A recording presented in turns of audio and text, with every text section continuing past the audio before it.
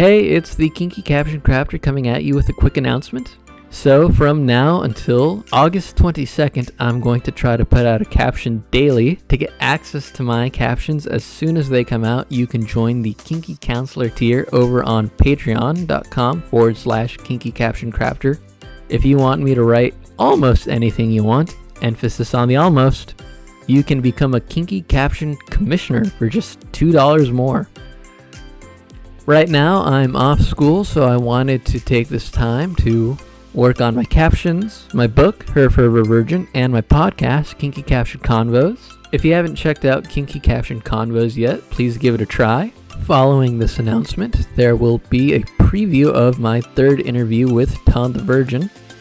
You've been listening to Juice by Roa.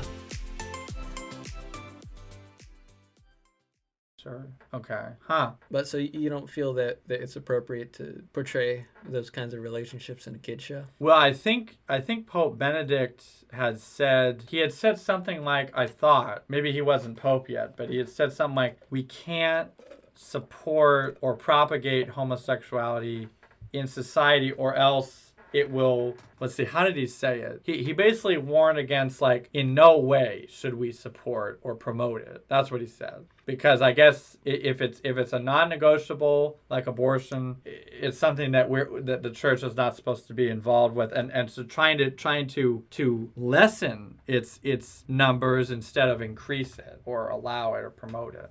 But that's not to say we want to hate or discriminate against people. I just kind of keep coming back to this is where I don't understand religion, especially as it relates to homosexuality, is more like the why. It seems like the only reason is because that's what the Bible says. And I don't see now, like, because you also say, too, like a fear that we're going to end up in this place where we're underpopulated. Mm-hmm. But don't you think the world is kind of overpopulated? Like, if everyone were living the most Catholic lifestyle, don't you think we'd actually, especially now with modern medicine, we'd have a big overpopulation problem if people weren't, because something we still haven't talked about that I wanted to get your views on was contraception. Mm-hmm. Well, the population problem is another aspect that people misunderstand maybe. There was a book called The Population Bomb in the 70s, I guess, where the author postulated that, if we continue on our growth pattern, we're going to become so populated that we will strip out the raw materials and resources that the earth has, and we'll end into a huge starvation spiral and blah, blah, blah. Well, even before that, Thomas Malthus was saying similar stuff.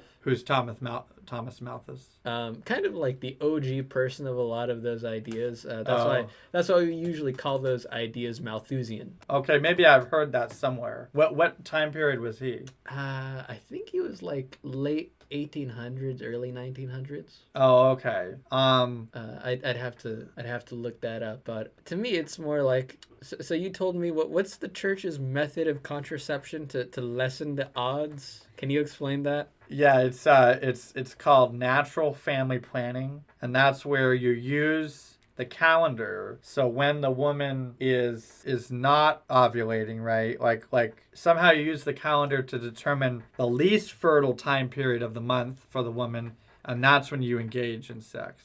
So you don't think people should be engaging in sex regularly though, unless they're trying to procreate? Well, the way I've heard it described again is open to life.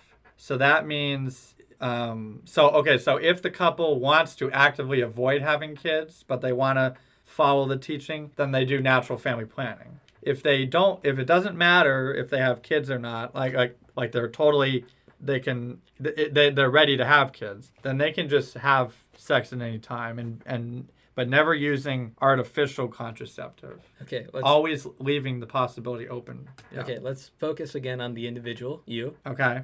You're married. Okay. How many kids do you have until you say, we have to stop having sex since contraception is not an option? Well, we would use natural family planning, but... How many kids do you have to have until you say you stop having sex? Because let's be honest, how often do you think natural family planning is really going to work? Well, let's see. Because let me tell you, a woman is only less likely to get pregnant. During... Yes. What were we going to say? Yes, that's the end of the sentence.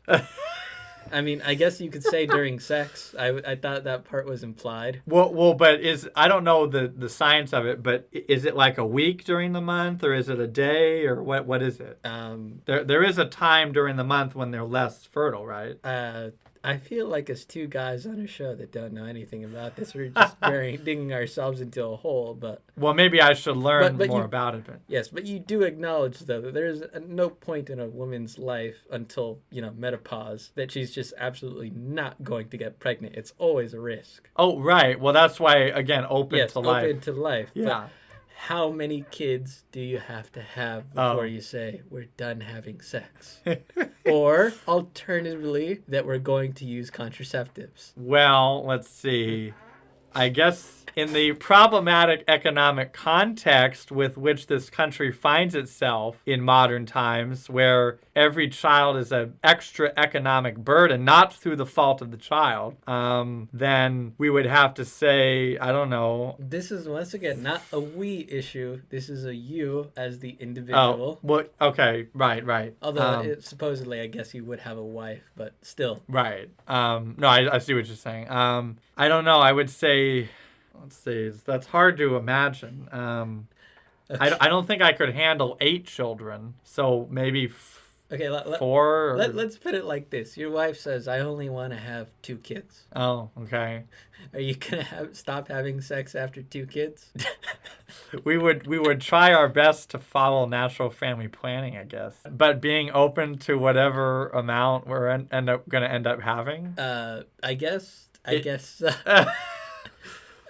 It's a hard issue. I mean, if we were farmers, right? Yeah, I mean, it wouldn't matter. Yeah, but I guess it's because of the economic problems. Well, and also it's difficult to raise. I feel like after, no matter how good the economy is, after a certain point, unless you are like a billionaire, kids become an economic burden. Well, RFK had 8, and Benjamin Franklin was one of 12. Or no, I'm sorry, 17.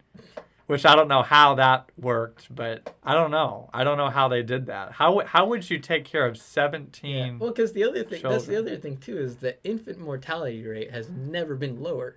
That was right. The other reason why, arguably, not just the Catholic Church, but some other religions also were against contraception, was because it used to be that every time you had a kid, there was a good chance they were going to die. Right. In childhood. Yes. Or infant, yeah. Yeah, or even later in childhood, right? There's no guarantee that they would even make it to adulthood. Right. Whereas, now it's more like I was reading this thing about how it's possible that the number of super centaurians might go up in the next century. What is a super centaurian? Anyone that has lived to 110. Oh, I'm sure it will go up. Yeah. Oh, yeah. Because, I mean, all the technology and medicine we have. Yeah. Yeah. And so the argument is kind of that, well, as we get better at maintaining life, sex can become a more recreational thing, and we can plan our families better now, and we can use sex more recreationally. But the other argument, too, being that, as we discussed last time, as in places like Rome, they were already using sex recreationally.